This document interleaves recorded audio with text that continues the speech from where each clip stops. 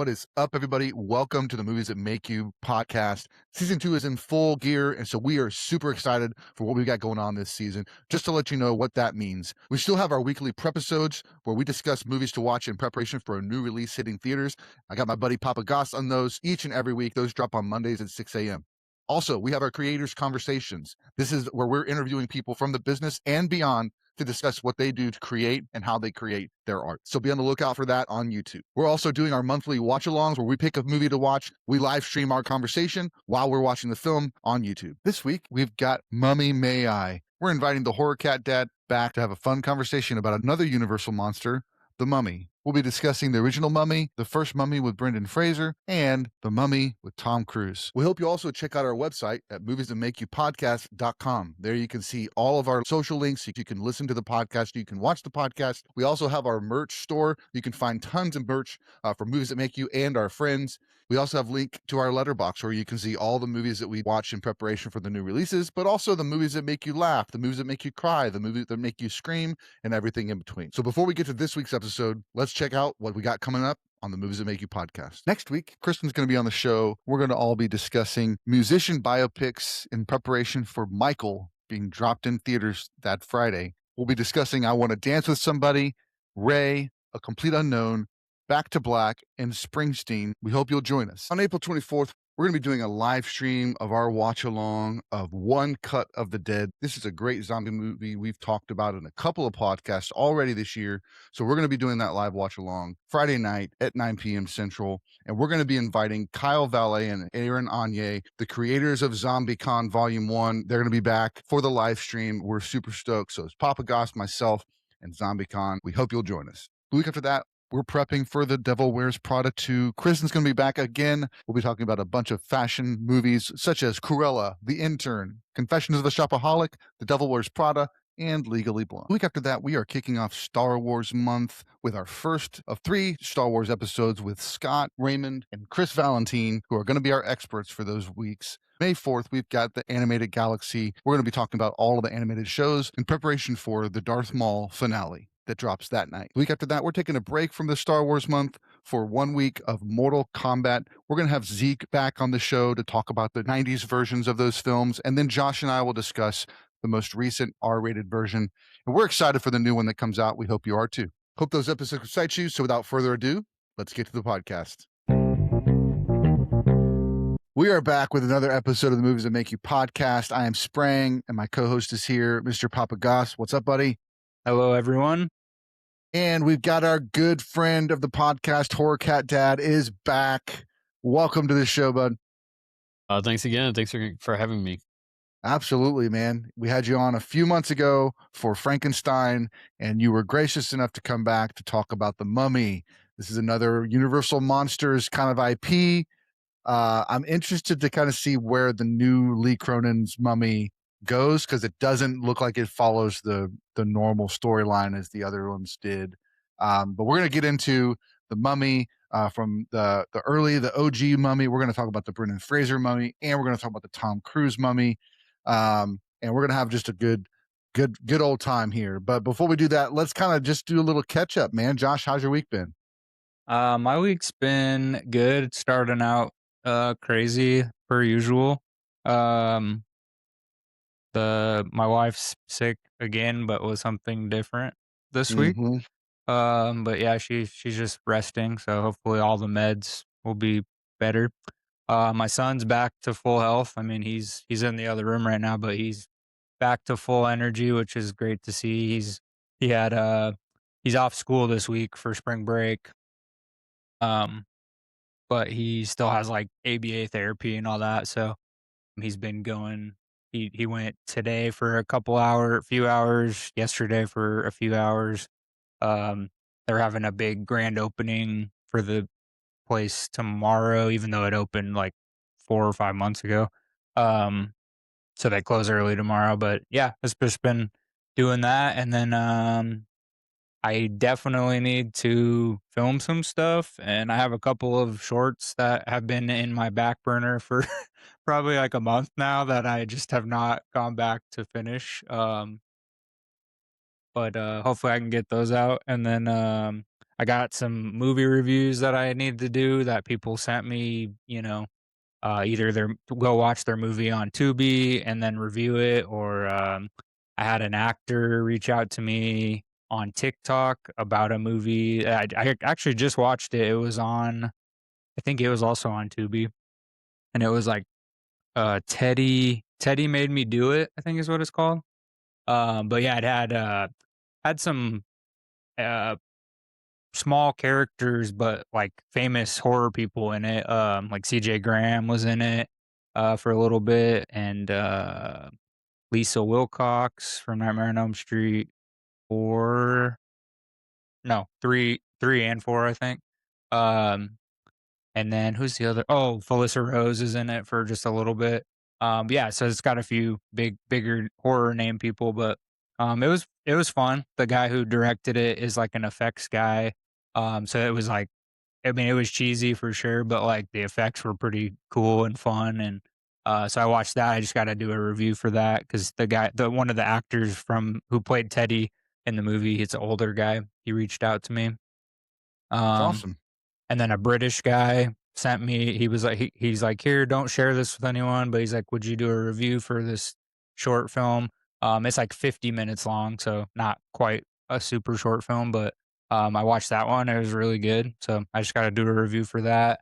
And then, yeah, just a couple other small things, but hopefully I can get my because my channel I've been trying to put out 1 or 2 videos a week, but it's at least been one. It's usually a short that I can Yeah. just throw together real fast, but I got to get back on like an actual routine schedule. So we'll see. I'll get there. Sure. Yeah. Cool, man. What about you, Larry? How's your week been?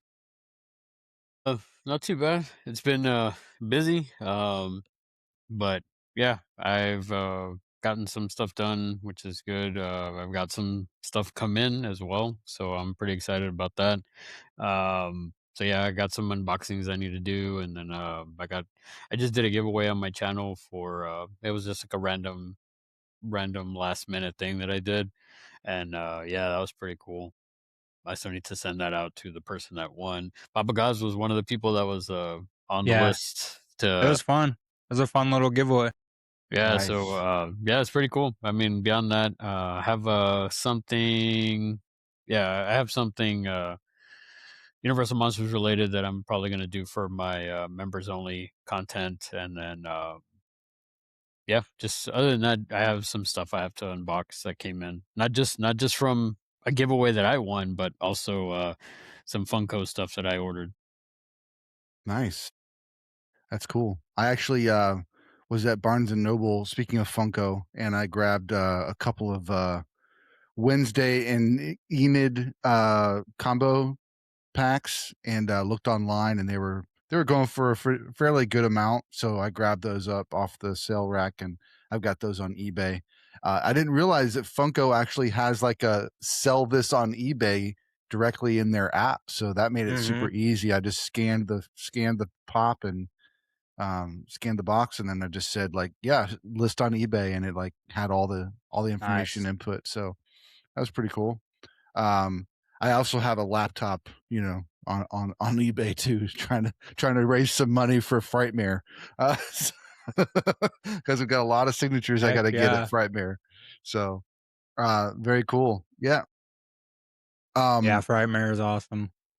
Yes, definitely, definitely. My week's been going pretty good. The highlight of this week, well, one, it's spring break, so the kids are with their other parents for the first half of the week. So just kind of like a little bit quieter around the house, which is nice. And then last night I got to go see Project Hail Mary in 70 millimeter IMAX here locally, and it was amazing, visually just beautiful, and I was just sitting there, like, there were so many moments I was like, "Man, Lord and Miller, you know what you're doing as far as, like, storytelling, as far as visually telling the story." Drew Goddard did amazing with the script. He was also the screenplay for The Martian. We talked about that a couple of episodes ago. And and I could tell there's a little bit of similarities in the way, of course the author's the same too, so that's there's also going to be some story beats that are kind of have a similar feel. They aren't the exact same, but it's like you've got a similar feel. It's a feel good movie. It's a it's a fun movie. It's got a lot of heart. It's got a lot of heart. It's got a lot of humor. Just the relationship between I didn't mean to do a little review, but I guess I am. The relationship between Grace and Rocky is just really, really fun from start to finish, and it really is the heart of the film. So lots of fun. I know that's been out a few weeks now by the time this episode drops, but if you haven't seen it, go see it. It's going to be great.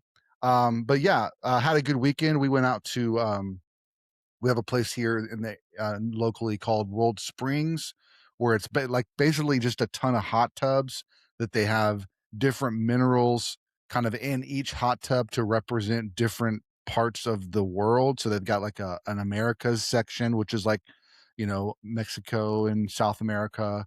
They've got a European section, and then they've got like an Asian section. So it's like they just put the minerals in there just to give it a different feel. So it's supposed to be healthy for your body, that kind of a thing.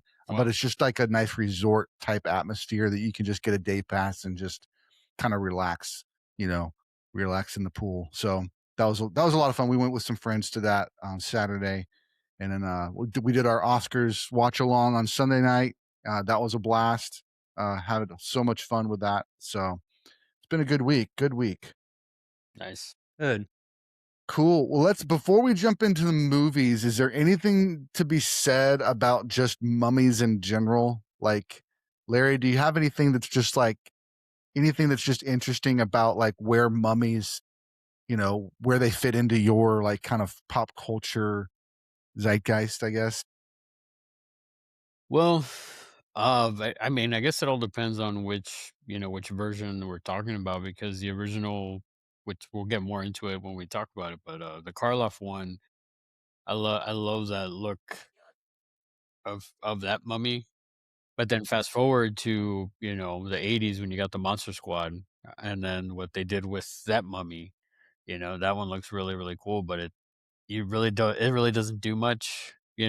I mean, if I had to give an honorable mention for a film with a mummy in it, it would probably be the Monster Squad because it's not really a mummy movie, but because I mean, if you've seen it, it has all the Universal monsters or the not Universal monsters because they couldn't, technically they couldn't use the names, but no, yeah, everybody knows this Universal monsters, but yeah, I like the look of that one and. But yeah, they did it's like it's kinda like, I guess, because of the runtime, they couldn't really do much with them, but I like the look of that one. The Mummy itself has always been kinda, like, slow and not too it's almost like one of those slow zombies? So Mm-hmm. I was never really, too much of I was more a fan of the look. I wasn't really a big fan of, like it's probably one of my least favorites of the Universal monsters. I still like it because of the way the creature looks or the way Karloff looks in the makeup and everything. And then Mm-hmm. even later on when he's like, because really later on it's more him in the human form than the actual mummified form. So Yeah. Cool. What about you, Josh? Any other kind of Yeah, I interest mean, or kind of interactions? similar to what Larry just said, but I think early on, before, like, the Brendan Fraser Mummy trilogy started happening, we always envisioned a mummy being, like, wrapped up in, Hmm. in, like, in a pyramid or in the tomb or whatever. Um, and I think, like, as time has gone on, it has become not even close to that in a way. I mean, like, the Brendan Fraser stuff is really fun, and the story is really fun and stuff, but, I mean, it's in a way not even really related to, like, the Universal Monsters mummies, just because it's so different and it's a different tale. I mean, they do some of the same, like, how the mummy rises and does all that stuff. They do that similarly, but yeah, overall, we've always I mean, at least when I was a kid, I always when I heard the word mummy, I always thought of, like, someone wrapped up in, like, toilet paper or whatever, Hmm. or paper and stuff, so, it's just kind of interesting to see how far it's come along, and it's not really like the roots of where it started in a way. So it's very odd, but I think Lee Cronin's Mummy looks a little bit more closer to like the Universal monster stuff at least. So I'm really hoping that it gets kind of back to the ground where it originated from. So, I'm similar to y'all. I think one of the things that the questions that came up when you guys were talking was, do you feel like zombies are an extension of the mummy in it's a is a zombie a modern mummy tale? Um, I no, mean, there's not necessarily. similarities, right? But go There's ahead. Yeah. similarities, yeah, there's similarities, but it's just like Josh was saying, it was like they have evolved, because I mean, even zombies now, like now we have running zombies, you know what I mean? And it's just like if you look at, again, going back to what Josh was saying, is like if you look at the Brendan Fraser mummy, I mean, he's you know not mindless. He's fully doing his thing, using like powers and stuff like that, and it's just like so it's way different than from the original Universal Monsters, the Karloff one, but I think it needed to evolve though, like everything else. I mean, we'll get into it when we get into that Sure. film, Yeah, yeah. especially because like basically what you said, it is my thought also between the three. So it was in picking these three films, it's a good opposites, I guess, from the original to the Brendan Fraser one, and then the Tom Cruise one. It's yeah. We'll get into it when we get to that film. For sure. For sure. And I think one of the things, like we talked on the Frankenstein episode a little bit, but just the interesting thing to me is how um the Universal monsters are kind of making a comeback in a pretty big way when you look at Lee Wanell's The Invisible Man, which was a completely modern take, and I really enjoyed that. I thought that was really well done. And then he did Wolfman, which I thought was pretty solid movie. It was a different take on it, while it wasn't like a retelling of the Wolfman story anyway, it was still kind of like hearkening to that kind of Universal monsters. And of course, we got Frankenstein last year. We got Bride of Frankenstein this year, and then of course we've got Nosferatu. We had another Dracula this year, and then later on this year in December we've got the Werewolf, which Yeah. is going to be kind of a historically like kind of period piece that's in the same vein as it seems it's going to be in the same vein as like Nosferatu was, since it's the same director. Um, but yeah, Josh, what do you think is like the fascination or the return of these Universal monsters? Why do you think they're popping up again? I think the fans have wanted stuff for a while, and I think it just the amount of failures they've had, you would think it would go away, and they would just not even try for years and years and years, and that kind of happened. I mean, if you think about the time from the original Universal monsters to even like something like the Monster Squad or any of that, that was years later. So Hmm. in between, they didn't do really anything in between. Um, I mean, there were like sequels and stuff, but those happened closer to the time when the originals came out. And then if you think about even like after the 80s, like horror has always been so gigantic, and horror really stems from the Universal monsters. Nosferatu obviously being like the original like horror monster. And it's Dracula, and they spin off onto the Universal monster movies and all that, and, I think just fans still love it regardless. They just seem to be striking out more than hitting. Like, we'll get, like, one that is really awesome every like an Invisible Man, or like, um I don't know, Nosferatu, the Robert Eggers one. But yeah, just it's not consistent enough. So I think they will still spend money on stuff like that. I think the one really awesome thing that like Robert Eggers and like Lee Winnell and all them have done for these movies going forward, is they've shown what you can do with little to no budget and make something really awesome and like unique and use practicality and all that stuff. So I think that is a huge plus because I mean, like Invisible Man, I think the budget was like $9 million, and they got Elizabeth Moss to star in it, which at that time she was huge, like Handmaid's Tale, and just she's a really talented actress. So, and we went on to make a bunch of money, and obviously that's the Blumhouse formula. So like use a low budget, but even like the duds make Right. triple to quadruple their money back.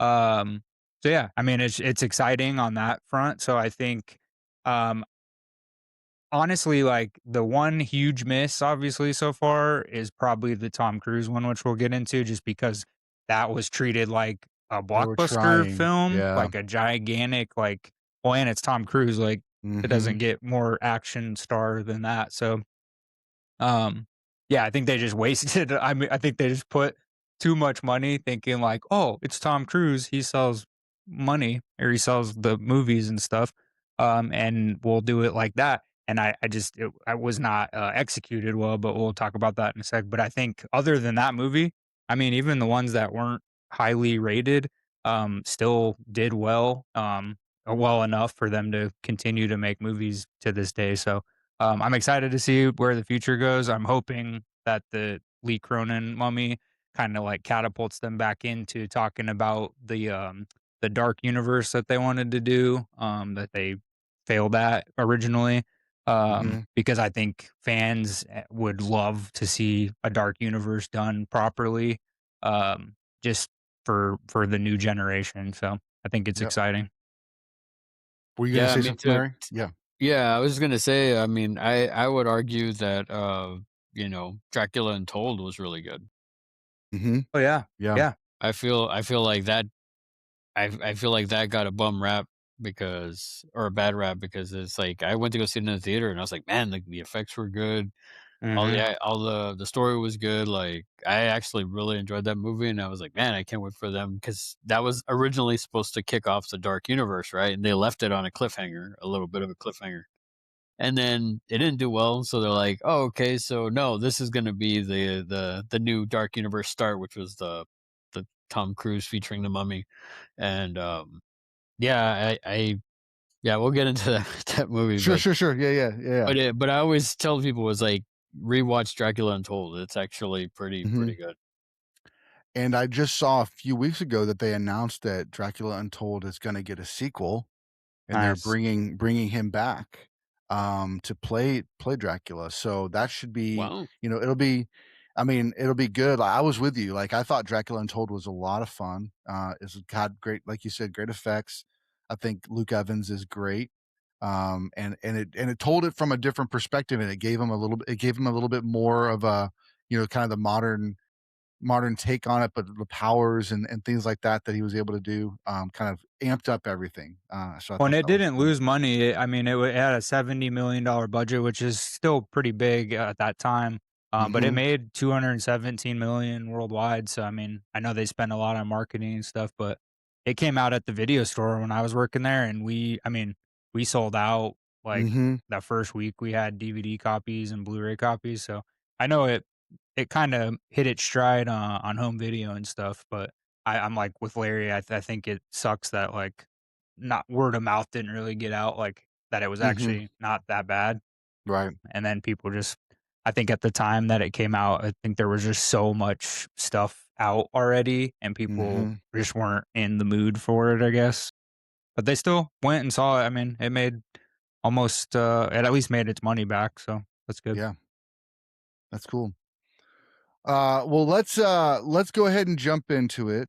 I want to start. I know this means if we go chronologically, we're going to end on one of the poorer iterations, but I feel like we have to start with the OG. We have to kind of get our feet wet with this. And so, Larry, do you mind kind of sharing a little bit about kind of just a quick synopsis of like just in your own words what's the Mummy about? What's the original Mummy about? well, I mean, basically, it's interesting because you see the mummy at the beginning, and it's really you just see him mummified at the beginning. The rest is like I'm drawing a blank on the name, but when he's actually, I think it's a Imhotep or something like that.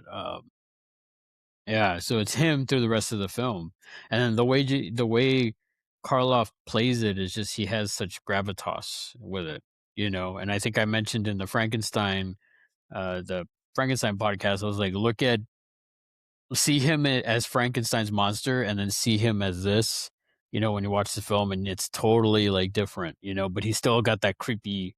There's a creep factor to him, you know what I mean? And Mm-hmm. so it's just for me, I don't know. I don't know if that really sums it up, but because I really don't want to give away too much of it. But yeah, I mean, it's definitely a slow burn, and I it's one of those things where that's why it's not my I don't rate it highest on my list of Universal monster films, but I do appreciate it, and I love the look of him both ways, like mummified and as Imhotep, you know, and the way he tries to, you know, I guess manipulate people and you know get his way and stuff like that throughout the film. Yeah. Yeah. And he falls in love with somebody and he's trying to, bring back, you know, I guess it's not, I don't know if it's too much of a giveaway. He's trying to bring back his love, the love of his life. Which that's a theme that we actually get in both the others as Hmm. well. So that's a theme that carries through. Josh, what about you? What's something that about the mummy that when you look at the film, what stands out to you? Um, I mean, I think if I'm being honest, like the poster is just so iconic, especially once they like put it into color, Mm-hmm. later on. Um, and the poster is quite famous. It's in the top 5 posters that have ever been sold for the most money, for movie posters. It's the 5th highest one at 435,500 is what the original poster sold for at an auction, actually in Dallas, I believe. Um, but another funny thing with that is 2 of the other top 5, the one that sold for the most was Metropolis, which we just did a live watch for, Mm-hmm. 1927. That one sold for almost $690,000. But what's even crazier is the director of The Mummy, Carl Freund, he, not only co-directed and did cinematography for Dracula 1931, but he actually did the cinematography for Metropolis. Oh Um, wow.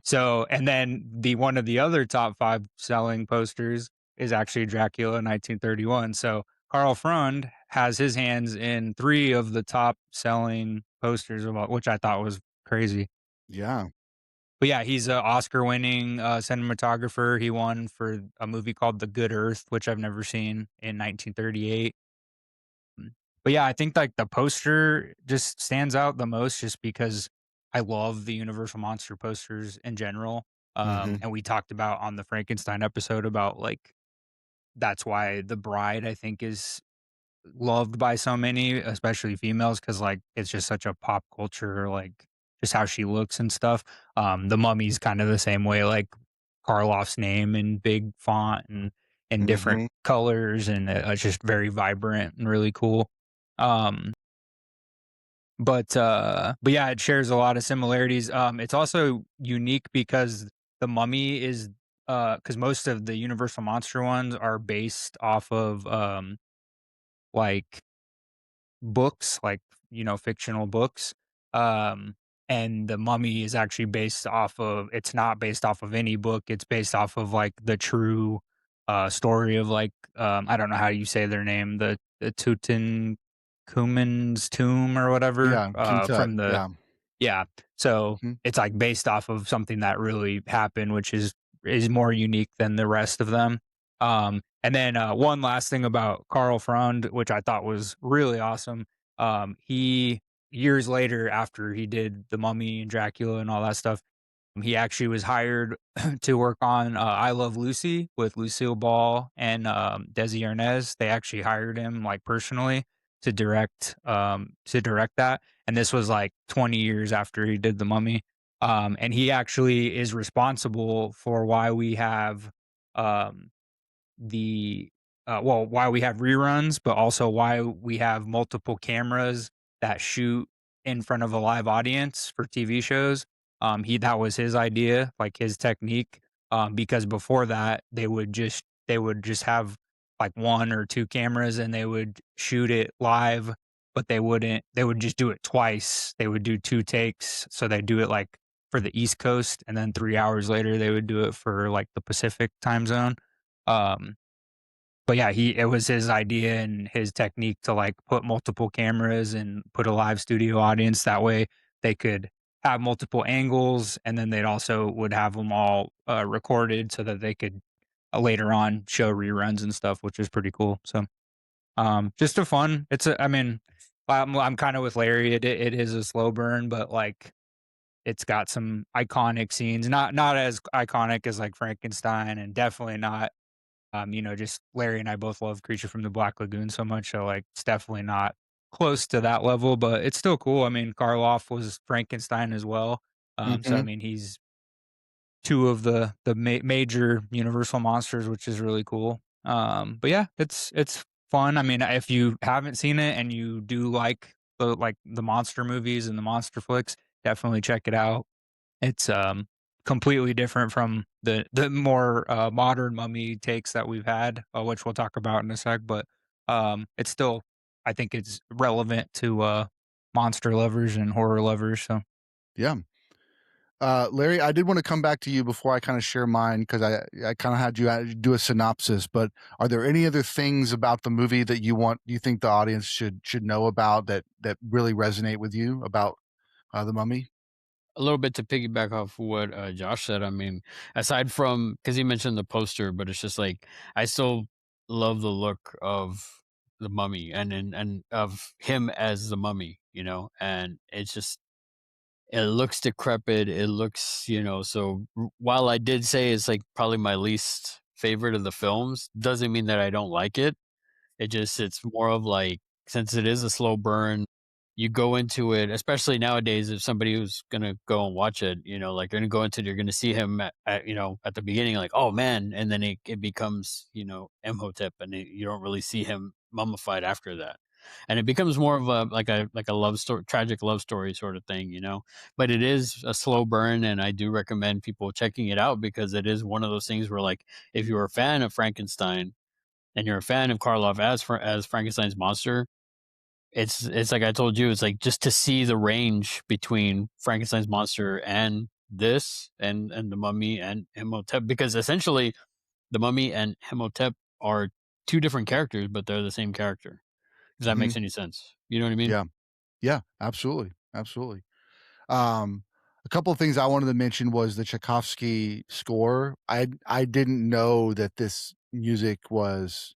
I mean, I'd heard the music from it so many times before, and didn't realize that it dated all the way back to this. And so I thought the score was really great, that classical style. I agree with you. The makeup, like the makeup, even when he's the mummy, and then when he's Imhotep, like the aging of his face and everything, just top notch. Everything is just superb. Um, there was one moment in the beginning where I thought if it was a modern like remake that they were kind of doing a shot for shot, they would have the mummy like move, like because there's one shot where it's like a close up on the guy reading the scroll or something, and you can see the mummy behind him, and it's still. And I was expecting him to go like this, to do some sort of small movement to kind of like give it away and like, oh, we moved. But that didn't happen. But it was just, it's a different audience. But yeah, I thought it was really good. I thought it was entertaining in the sense of like that classic film, the family aspect, the son, they're all trying to find the tombs, and he's trying to resurrect his love, and it's it has a similar theme a little bit to, in the sense that Frankenstein, there's the Frankenstein and his lover, and then the monster wants to create a wife. There's this kind of tragic love story that both of these films have that they really pull off really great. I think one of the other things there's one moment where there's just this super close up on Emotep's eyes, and you're just like just crystal clear, just beautiful, beautiful moment. And yeah, I thought the lady did a really good job in the film too that played Helen. Um, I'm with you, Josh, too. Like just kind of like anybody that is like a fan of movies in general, especially if you're a fan of horror films, it's good to go back and revisit some of these old classics because they hold up in a way that's hard to believe in some cases, but it's really really good. No, apparently that actress and the director, they, like, did not get along at all. She actually, like, I think she she obviously didn't make an appearance in any other movies or films like that, later on, but, I read about something about, yeah, her and the director just butted heads, as he was just trying to get her to do like too much, or he was like kinda belittling her and stuff, or something like that, so kinda crazy. And then the music too, the opening, they used, Swan Lake, which they used in Dracula 1931 as well. So that opening music is from the ballet Swan Lake. So it's pretty cool. Yeah, yeah, no wonder I've heard it. It's good. Yeah. Yeah. I, Recognizable. Black Swan, Yeah. Dracula, Swan Lake, Yep. all that stuff. It's Big good. O. Oh, yeah. Yes, Abigail. yeah, Yeah. it's epic. It's epic. Nice. Cool. Well, let's jump into The Mummy, Brendan Fraser, Ooh. 1999. This was my first iteration that I ever saw of The Mummy. And of course, it felt like it was kind of piggybacking a little bit on the enjoyment of and in the Indiana Jones, like kind of that explorer personality, trying to figure out, find the mummy. Um, yeah, Larry, you got it. Why don't you share a little bit? What are your thoughts on 99's? It's a lot of fun. I mean, it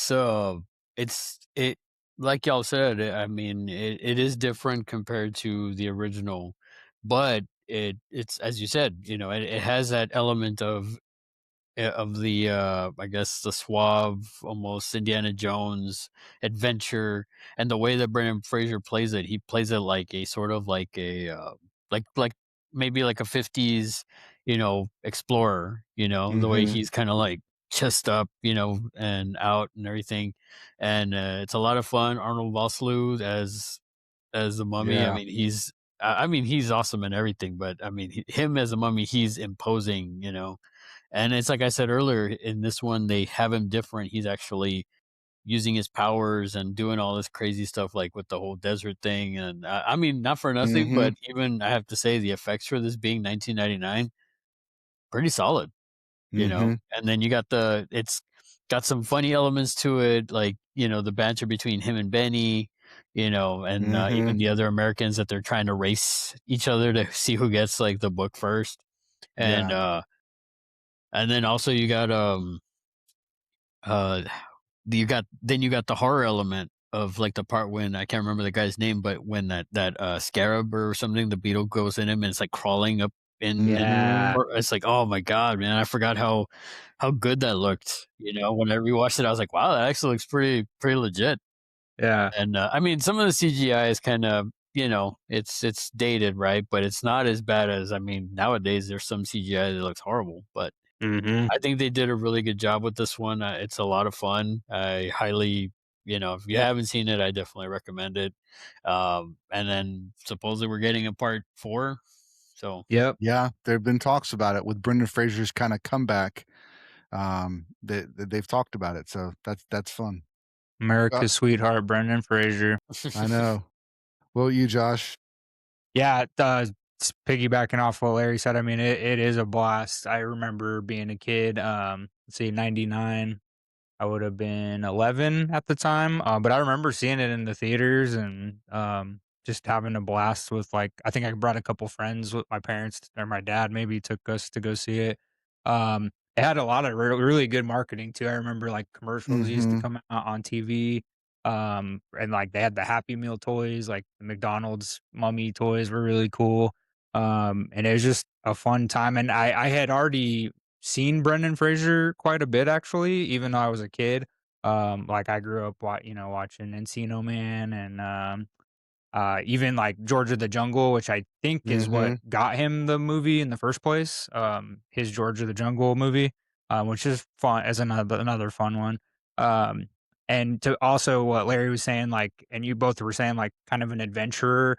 I guess Steven Summers, who directed it, casted Brendan Fraser because he had envisioned him as like a modern day like Errol Flynn. So like that's where that's where all the like action poses and movements and stuff from Brendan Fraser kind of came into play.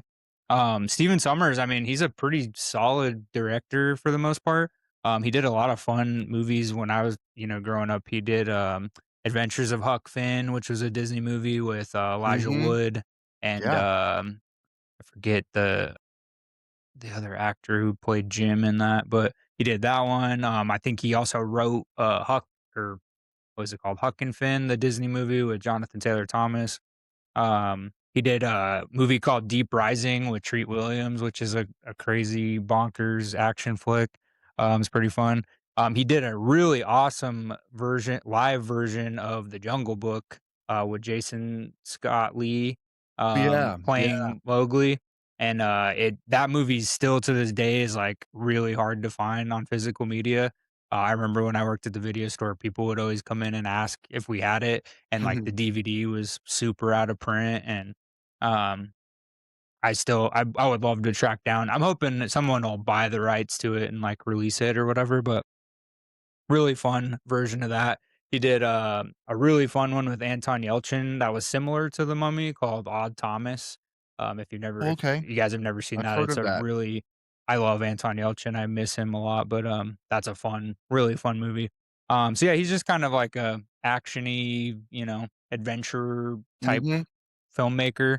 Um, but, yeah, they had some crazy stuff on set, like Brendan Fraser, that scene where he's, like, hung, he's, like, when the first time him and Rachel Weisz meet, he, like, actually, like, almost died in that scene, like, he was, like, not breathing. Rachel Weisz said, like, she's like, "Yeah, he's not breathing," and then, they had to, like, resuscitate him and bring him back, so, he, like, passed out and died or whatever, so they brought him back, and then, really cool I don't know if this was the practice of this effect, was based off of, like, Candyman because that's what first came to mind, but Jonathan Hyde, who's been around for a long time as an actor, he plays the, Egyptianologist in the movie. He's also a lot of our audience might remember him from Jumanji. He was, Sam, Parrish, the father to Robin Williams, like, the younger version of him, and then Van Pelt, the alternate universe version. But there's a scene in the movie in The Mummy where he has all these locusts crawling all over him and flying all over him, and, I guess they had to, like, keep reshooting because, like, he couldn't do a take, like, because like, they were crawling on his face and stuff, like, for real, and it always reminds me of Candyman with the bees, like, Mhm. Tony Todd, like, they took the stingers off and stuff, but, like, he had, like, hundreds of bees all over his face and in his and in his mouth, and mouth. yeah, like, crazy, but yeah, that it reminds me of that, so I don't know if that was a subtle nod to, the Candyman, but IOM Studios, Industrial Light and Magic, they're I mean, they've done so much incredible effects work. They did a lot of the effects for this movie, so, I mean, you can tell, like like Larry said, some of it's not solid, but, most of it looks really cool, especially for pre-2000s when we were getting into the heavy CGI and all that. Mhm. So still a lot CGI, but, like, a lot of practical Mhm. effects as well. So I think that's why I like The Mummy so much. Mummy Returns was not too bad, and then, like, I've still never seen the 3rd one, but Yeah. I'll watch it eventually. It killed the Um, series. I mean, the yeah, rise well, of the the emperor. Legend of the Emperor or whatever, Rise of Yeah. the Emperor, Yeah, Tomb it's Tomb like, of the Emperor. His tomb, yeah. Dragon And then Emperor or something like Scorpion that. King. I guess if we don't know the exact name, it wasn't it Yeah. wasn't that great. Steven Summers, he didn't direct that one. He just directed the first 2, so we Yeah. can't we can't give him too much of a hard time. Yeah, I think the, the one standout for me about the Emperor's Tomb was that it gave Dwayne Johnson his first acting gig, his first Hollywood gig as the All Scorpion right. King, as a really bad CG scorpion uh, bodied Rock, and then I he think came wasn't back that and in Mummy did Returns? Yeah, Mummy Returns. was oh was it okay? Yeah, so the first time he showed, but I don't think it was fully him. It was that terrible CGI thing, and then they did the spin-off, the Yeah, Scorpion Scorpion King. King, and that Yeah, made, like, I think that has, like, 5 sequels or Yeah, something. one of The them has Rock's not in all of them, but like one of them has Billy Zane, one of them has Ron Perlman. But let's not forget Randy we're Couture. also yeah, Randy Couture. Yeah. Let's yeah. not forget though, these movies also gave us Godsmack. Or actually, Sure, what is it? I guess it was the Scorpion King that gave us Yeah, Godsmack. Godsmack. Yeah.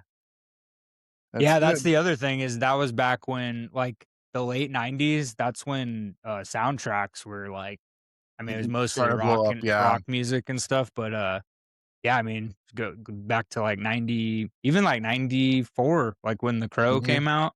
I think The Crow kinda, like, started that whole, I mean, that was more grungier and stuff, but Yeah. yeah, like, the Batman Batman movies, like, Forever. Forever and Batman Robin, they Mm, were a yeah. soundtrack were stacked. I mean, you had, like, Smashing Pumpkins, but yeah, The Mummy also had some good stuff that it led to some good stuff, so that's fun.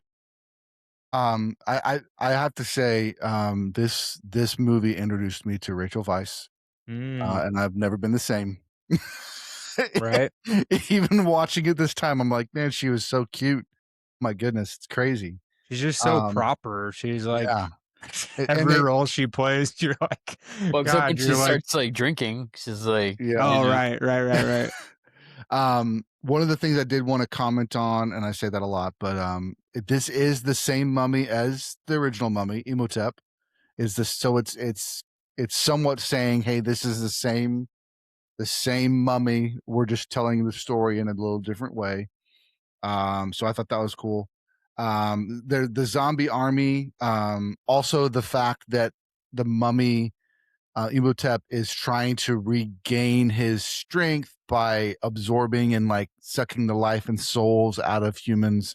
That's a different take, of course, than the original. But that same idea, I think, whether this was the original or not, it's definitely seen in other movies, other ideas, kind of piggyback on that, and that, like, you know, he needs to gain his life back.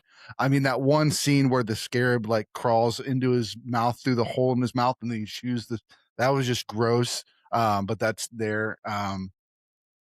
This is also, you already mentioned, the guy who played Imhotep, Arnold Vosloo. I also got introduced to Oded Fehr in this, and John Hannah, which I really didn't kind of reconnect with him until seeing Spartacus a few years ago, and he's Oh like one of the right. main actors in the first season of Spartacus.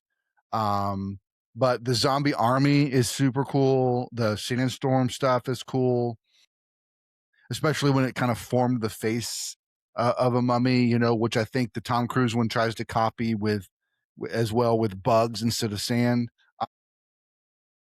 But yeah, that's I mean, this was one that I saw and I just enjoyed it so much back in '99, and it's always had a special place. Just always good memories and all that stuff. So I think this was my first introduction to Brendan Fraser as well, even though the other things had come out sooner.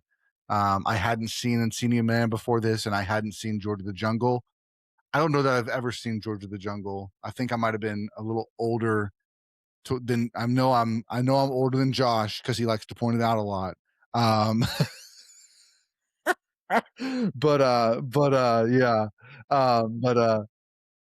So Mummy was, like, definitely my first introduction to Brendan Fraser, and Rachel Weisz, and, like, the others I said. But yeah, just a really solid film. I will say, watching it at this point, I was enjoying my time, but nothing nothing really jumped out, probably because it's a 1999 film. But those few things I did want to mention, the zombie army and all that stuff. So Well, and we're about to get into the Tom Cruise Mummy, but like I think the 90s Mummy, what it did well was, like, yes, there are silly moments, and, like, Brendan Fraser has a lot of comedic stuff between characters and stuff, but I think it balances it really well, and, like, that's how his character was like, the comedic moments are supposed to be like that, because if you do them too serious, then it's whatever.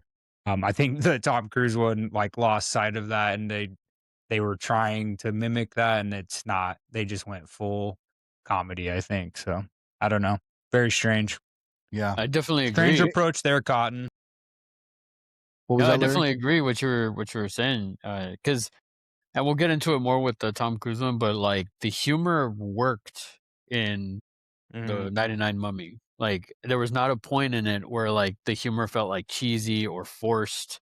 Like it was almost like situational humor.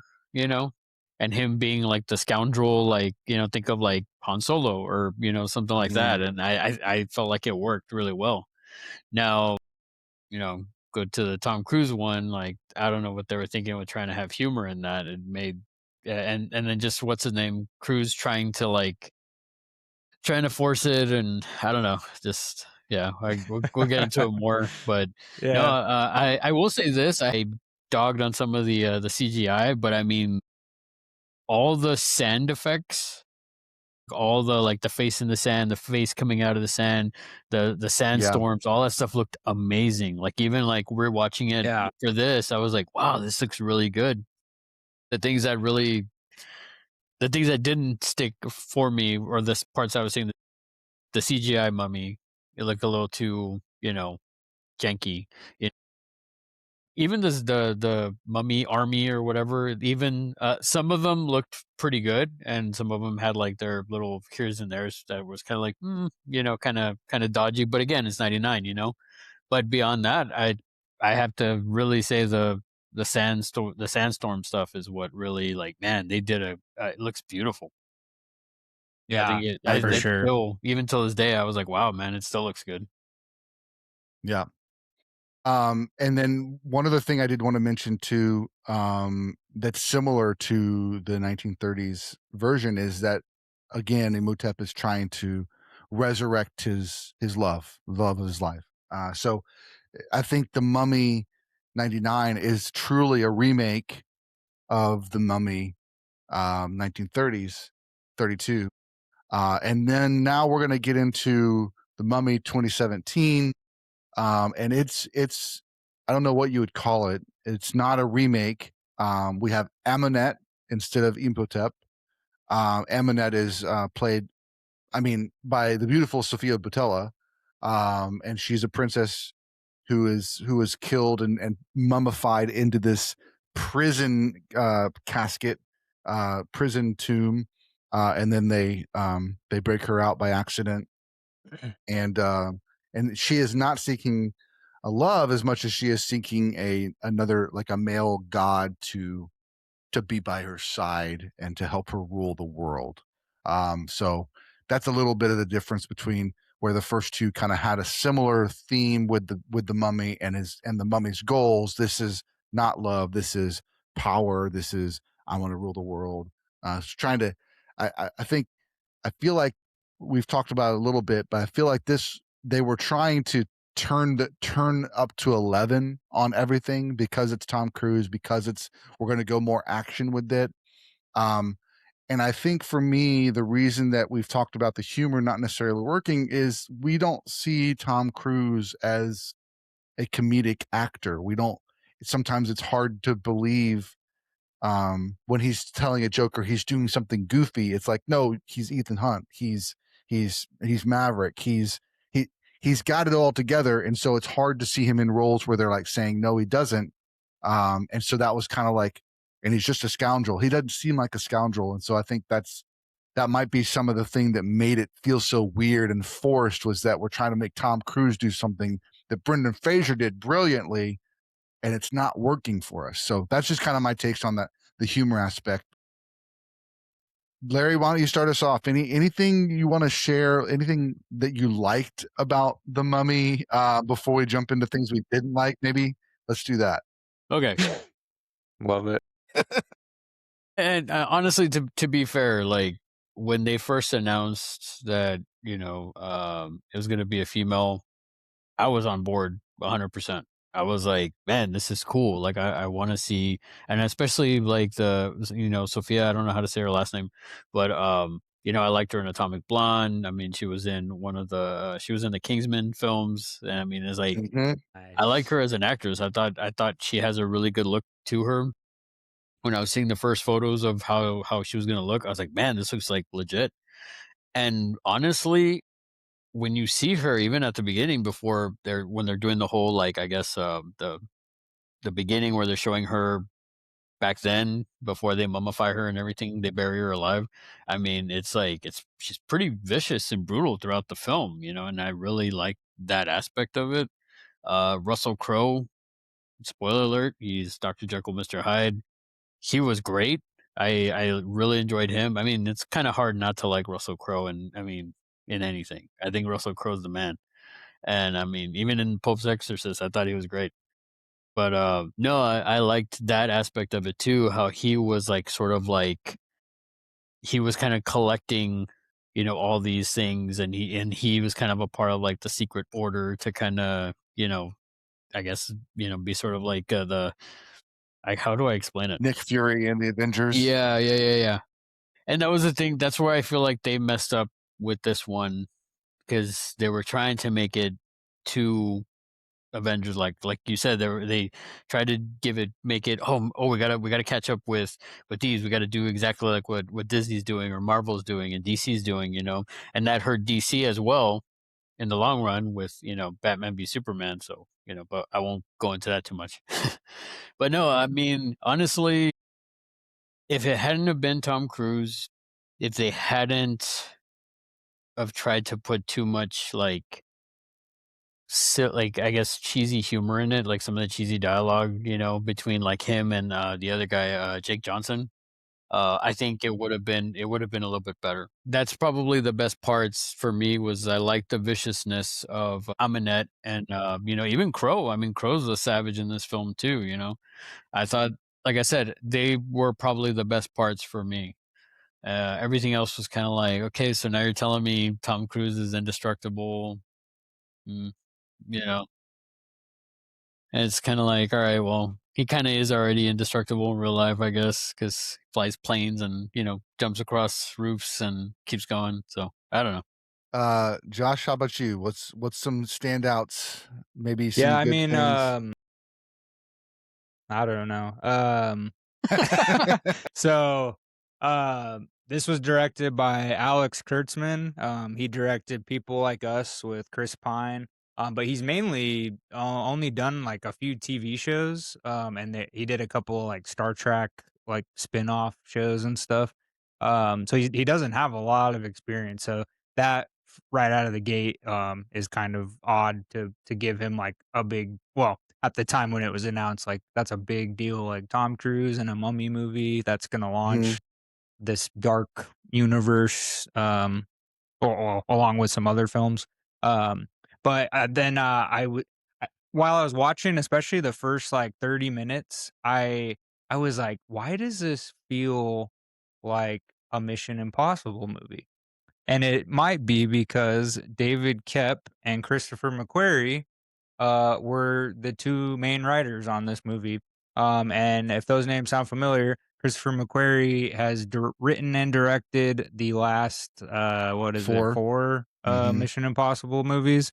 And they're great. They're super fun. They're well written. He does really good with like spy and espionage and that kind of writing and action and stuff. And then David Koepp wrote the screenplay for the original Mission Impossible with Tom Cruise, and he wrote Jack Reacher also with Tom Cruise. So it's just kind of like I don't know why. Nothing against both of the like David Koepp has written some incredible film, like the original Jurassic Park. I'm drawing a blank on some of them, but his list. Look at his resume, and it's insane what he's written. So nothing against either of those writers, but yeah, I'm just like, was this supposed to just be? Did you guys not understand the assignment? Like it's a universal monster, and you need to make it. updated, but not like don't make it an action flick. Definitely don't make it like a comedy action flick either. um, I have a Go theory. ahead, Larry. I have a Yeah, theory. They probably had like an original script, and Tom Cruise got signed on, and he's like, "Oh, I know some people that are gonna like, beef up this script," and then they got the guys from, right. all these guys from Mission Impossible that he's worked His with best already. friends, yeah. Yeah, so he's like, "Oh, they're gonna make Yeah. me look great," you know, and that's When I honestly didn't even look. no, Go I, ahead. I just I Sorry. just feel like that's probably I mean I'm just spitballing here, but Yeah. No, I I feel like mean that's that's how it totally happened. believable. I Yeah. bet they use some of the same stunt people too, but yeah, I mean, right out of the gate, it did have a couple of mishaps. So the most famous mishap was I guess starting production. No, I'm just kidding. The first mishap was December 20th, 2016. They put out a trailer early, an IMAX trailer, and it had no audio. All it had was grunts and screams from the background noise. Um, so if you guys remember, I want to say it premiered, let's see, December 20th. So it wouldn't have been the Super Bowl ads, but I remember when it came out because everybody at the video store was talking about it. They were like, "Did you see that trailer? It, like, doesn't have any sound." And you can probably still find it on YouTube, but yeah, it's ridiculous. It's like super quiet, and Tom's like flying around that plane, like, and like Oh all you yeah. hear is like, "Ugh!" And then it'll like cut off, and then there's like a scream. So like somehow Yeah. whoever messed that up. So they already had a bad first trailer for the movie. So we should have known what we were getting into. Um, and then there's also Tom Cruise does not sign off for his likeness for like figures and Funko and stuff. There's a rare Funko Pop from this movie of Tom Cruise that accidentally got, like, not a lot of them got released to the public, but some people got it, but then Tom said, "You can't use my likeness," or whatever, and so they didn't do a nationwide release of that Funko Pop for the Mummy. So if it was at one time, I mean, people were spending close to, like, $500 on that pop because it's the only Tom Cruise Funko Pop out there. Mhm. Now it's kinda come down, it's like 60 to like 150 bucks. Yeah, because the Just movie depends on sucks. like condition. Right, yeah. Well, that too, but like the condition of the box, and for Funko collectors, I guess they don't care about the actual movie, but yeah, it's just kind of a funny. I don't, it's also one of the most like faked Funko Pops, like when, especially when it was selling for high prices, like it was an easy one to like fake. So people were selling fake, Tom Cruise Mummy Funko Pops, which that in itself just sounds insane. But yeah, it's a it's just too, like, especially the first like 30 minutes of the movie. Like there's so Mhm. many scenes that pop up. Like I just watched it for the first time a couple nights ago, and I just couldn't. I knew it was bad, but I was like, what are, like, I just don't understand why they went that route, because like even the comedic parts, like Tom Cruise doesn't do a lot of comedic parts. Even in the Mission Impossible movies, I think those movies, like, there's a couple of like quick little jokes here and there between like him and Simon Pegg, or him and like Ving Rhames or whatever, and that's Mhm. funny and that's cool. But like this was like a forced. It was like, I don't know, like Tom would like almost look at the camera basically and like do a throwaway line like, "Oh," and like not Tom Cruise. It's not like a normal Tom Cruise role either, which is odd. So like you Mhm. can tell he's kind of like forcing the lines and like trying to make be funny. And then like the whole, yeah, like what you were just saying, Larry, like the whole invincibility thing, like that made no sense at all. Um Jake Johnson, who I love, he apparently signed up because he really wanted to work with Tom Cruise, but little did he know that there'd be so many like stunts to perform on your on your own. So like he was in for a rude awakening, but like he still probably had a blast. But yeah, it felt like a Mission Impossible film put into like a somewhat dark Mhm. universe thing. The Mummies or whatever, they were acting like they were infected zombies rather than like that was because like the way they walked and the way they were the noises they made and stuff. Mhm. That part threw me off because I'm like, are these zombies or are these mummies? Because like they looked like zombies a little bit coming out of like the especially the setting that they first come out in. And I was just like, "This is so aw like, I just don't even feel like this is even a mummy movie, I don't get it."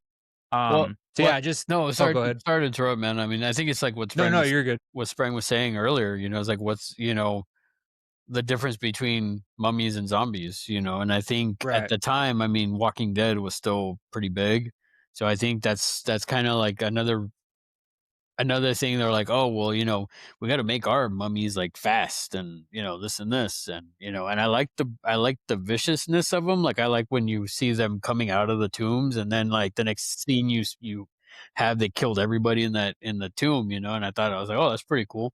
Like I said, there are parts of this that like have some good stuff, like the viciousness of Aminet, like Ominette, all that yeah. stuff, like where she killed the baby, she killed her father, she did all this stuff, and the brutality is pretty legit. I thought that those parts were pretty good. I mean, I've seen this film now twice or one and a half because I started watching half of it, and I was like, oh, it's that mummy movie. I was like, oh, I'll check it out because I was like not doing anything, and it was just on FX, and I couldn't pay attention to it. And then because of the podcast, like I was like, okay, I'm gonna sit down. Maybe that first time watch, I was in a good mood, and I saw it, and I was like, so I did see the good bits that I was like, oh, okay, interesting, and yeah, like really, the only thing I could say is just her and Russell Crowe as Hyde. I mean, Yeah, I agree. those They're the elements, best parts. yeah, those are the best parts. Beyond that, it's like, man, they should have not had the other stuff, you know? Yeah. Well, and I think that's my problem with the whole, like, zombie mummy thing. Like, not that it doesn't look like, it looks pretty cool in some scenes, but it's just confusing, like, to the average viewer who, like, is expecting a full-on, like, mummy movie. It's kinda weird. Um, but yeah, it's just from start to finish, it's just an odd one. I guess, Russell Crowe originally, it was supposed to be Javier Bardem, which is also interesting because Javier was supposed to be Frankenstein in the dark universe that they were doing. And Mhm. then I think everything fell through. And then Russell Crowe has been really good friends with Nicole Kidman and Tom Cruise for years. And so he had never worked with Tom Cruise before. So that was like a big plus. So that's why he did the movie in the first place. But yeah, I agree with Larry. I think Russell Crowe is the best part, and then, she at least looks cool, like, you know, I think she looks cool, like, there's some parts that I was just like, "Oh, it's I don't know if I would've done that," but yeah, she looks pretty awesome, and there's some cool scenes, but yeah, it's just a confusing film, and it I think, like, I think Larry said that earlier, like, if Tom Cruise wouldn't have been cast in it, and it would've just been, like, somebody even, like, not necessarily, like, a lesser known person, but just, like, an average actor that, like, does, lots of roles, um, especially action-y type roles, if that's what they were going for.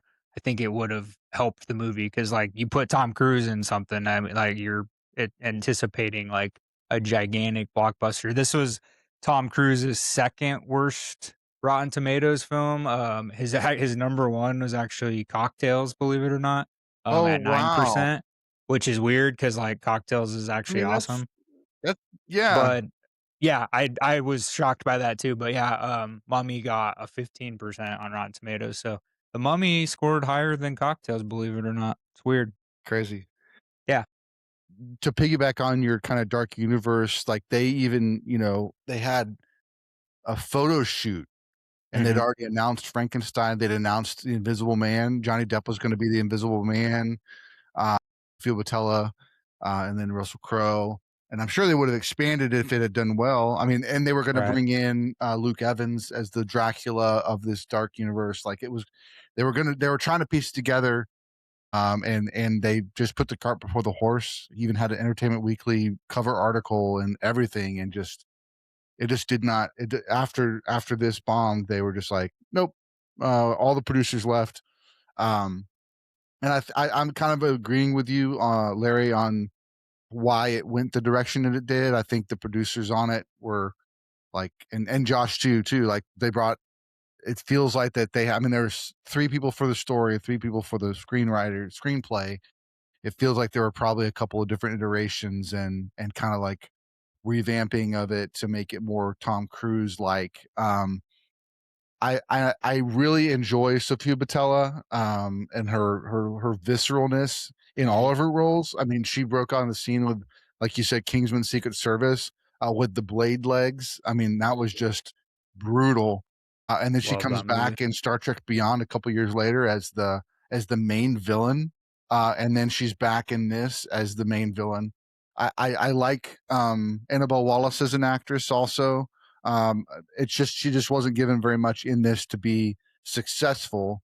Um, but one of the other things I think that falls short in this one is I feel like they were rushing all the backstory they were telling to introduce us to Hyde and the secret organization, and then tell us who this mummy is and where she came from. It's like I feel like we should have just had the movie be that.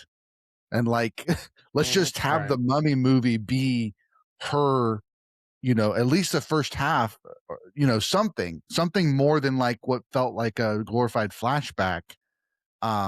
It just felt like it was just rushing through that whole story, and we could have gotten more, and it would have it just felt a little so rushed to get us to the main part. I do think they did reshoots when they began thinking Dark Universe, and I think they added Russell Crowe late, because they were going to. I may be wrong, Josh. You're more the That stats that guy, sounds that's but something to that effect. I don't know if yeah. I think I don't know if he was added on late. Actually, it would make sense because obviously if they had Javier in mind, Mhm. but Yeah, then they were trying to do him as Frankenstein, they probably had to fill the gaps as soon as they could, so that makes sense, that adds up. yeah. But, what did I say? You love The Mummy with Tom Cruise. I love the movie with Tom Cruise. No, one thing that was throwing me off was, like, Jake Johnson's name in New Girl is Nick, and in this movie, Tom Cruise's name is Nick. Is So Nick, I know. I just kept like, who's Nick? Which one of you's Nick? Why you keep saying Nick, Nick? You're we Nick. got a Nick off. I Yeah, feel like they tried to do the and I don't know if this was intentional, but it almost feels like they're back and forth, especially once he dies. It's like it's really bits from American Werewolf in London. yeah, Oh, right. You I could know, see like that I 100%. kind of took that as a as like, is this supposed to be like that? And he's like, oh, it's cursed. You're cursed now, and all this stuff. And it's kind of like I have a feeling like is this trying to be an homage to that, or or I don't Yeah, know. I mean, I never read anything about that, but yeah, I just think that like you said, Sprang, I think they should have just had her story, at least for 75% of the film, and then the last part of it, she's awakened in modern times, and then just have Russell Crowe like trying to kind of hunt her down, almost sort of like a you know, like a not necessarily Ghostbuster, but maybe like a Supernatural, or just like a Monster Hunter sort of thing. And he's the mhm, one that's trying to like but he has his problems too because he's Hyde. yeah, yeah. I don't know. Um, I did feel like that the way that the ending was portrayed with him kind of in the shadows and talking from the shadows, I felt like that was a nice, like that felt like a classic, device for kind of horror films, and then he disappears. Um, and like I said, I think Annabelle Wallace was really hoping that this would be a huge hit, to kinda set her career on a path towards, like, like a leading lady, but she's just it just didn't, and so she's kind of more just doing, like, Hulu shows and things like that. Netflix, I think she's in, Peaky Blinders, things like that, but, I think I gave it maybe 2.5 stars.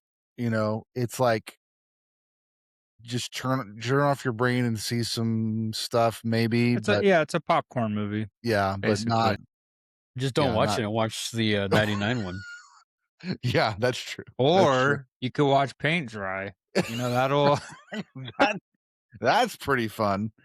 So, or you could watch here, I got one for this crew. What about if you had to pick between this or The Predator? That's exactly where The I was going Predator? to. Yeah, That's Larry knows. exactly where I was going We with it. I were was like, syncing up our yep. brains. Yeah. It's like, I okay, had to do a double take. I was like, did Shane Black like produce this movie or what? Why is it so confusing? It still did pretty. I mean, not like it lost a lot of money, but like I thought it made way less. It still made 410 million worldwide. So Tom Cruise, like yeah. even his bad stuff, like still makes money. But they did lose. I think they lost like 60 million on it. So Well, you got to think too, because it wasn't just the fact Tom Cruise. There was, I mean, fans that wanted to Mhm. that were clamoring for a new Universal Monsters, thing. You yeah, know what I Yeah. mean? Like Yep. we had Dracula Untold, which apparently nobody liked, but I thought it was really good. And then this one was after that, and they were like, no, no, no. And I think the promotion, and I know what photo Josh was talking about, the one where it's like they're all wearing black. It's all Mhm. oh, these are going to be your Avengers of the Universal Monsters, and all that stuff. And they really were pushing that. And I think, it's just so people that were like, oh, I like the Universal Monsters, we'll give this one a try because it's Tom Cruise. But I knew from the get go, I was like, oh, Tom Cruise, I don't want to watch it now. Because I was really hyped for this film. Like, I was really, oh, cool. I like the look of her. I like that they kind of changed it. It's a female. And then once they signed him on, I was just kind of like, oh, well, okay. I let's don't, see what. Yeah. I'm gonna wait till it's on somewhere and Streaming I'll watch on it. yeah. Yeah. Well, and I feel like they spun off like all the ideas they had for that have become that theme park at Universal now. So, because like if you look at the first poster that said Epic or Dark, what was it called? Dark Universe or whatever. That poster is almost identical to like I think it's called Epic Universe at Orlando, Universal Studios, but they look almost identical, and then they has all the Universal monsters and stuff. So I think a lot of those ideas have been implemented into the theme park, and then maybe with the hopes that they can, if they want to try to do that again, they can get that back up and running. But yeah, I heard the theme park's really cool, so I can't wait Yeah, to make it down I there. want to go. I definitely want to go. Yeah, I know Um, Tim Burton did a lot of the music that they play there.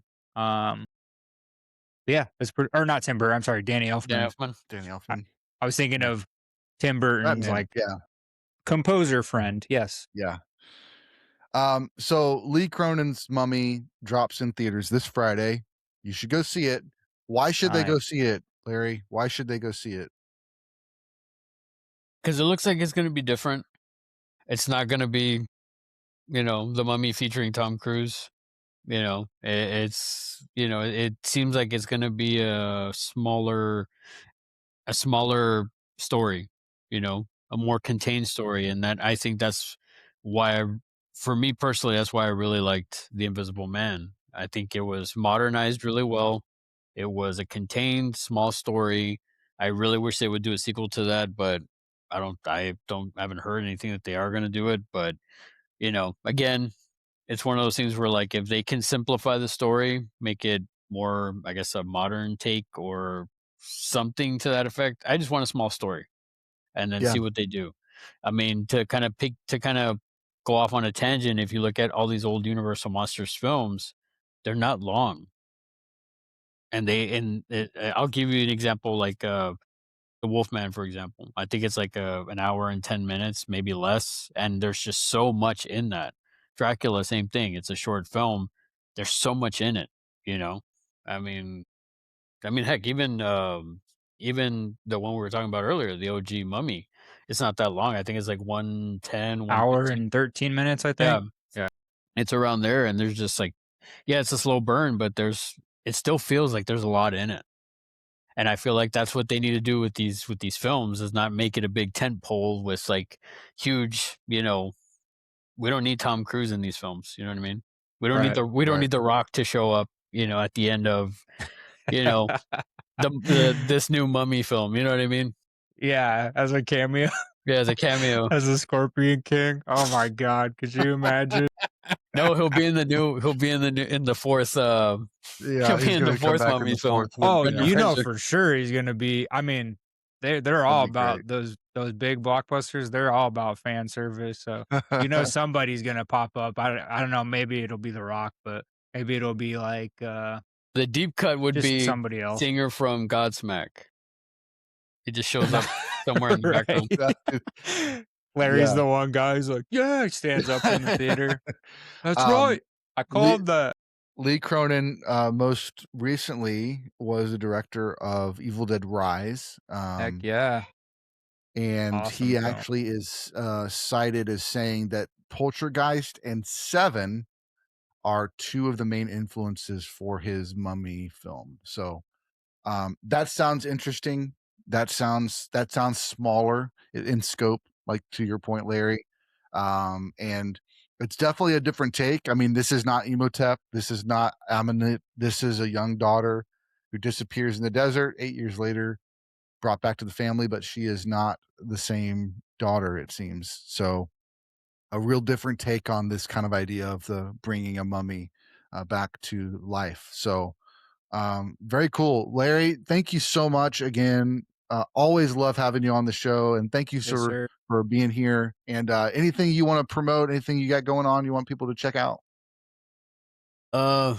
Speaking of Universal Monsters, check out my Creature from the Black Lagoon figure collection. Yeah, Nice. I was able to get it down from 30 minutes down to 20 something minutes, but it's got there's a lot of figures in there. I have also in the works for showing some other non-figure Creature from the Black Lagoon stuff, so that might happen at some Nice. point.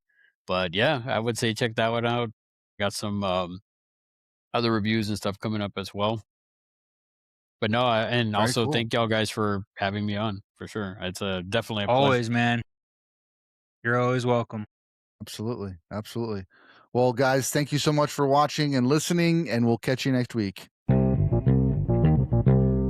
Thanks so much for listening to the podcast. We hope you enjoyed this episode. Don't forget to jump over to our website, moviesthatmakeyoupodcast.com, to see all of our links. Follow us on Instagram so you never miss an episode, a live stream, or an interview. And until next time, keep watching movies.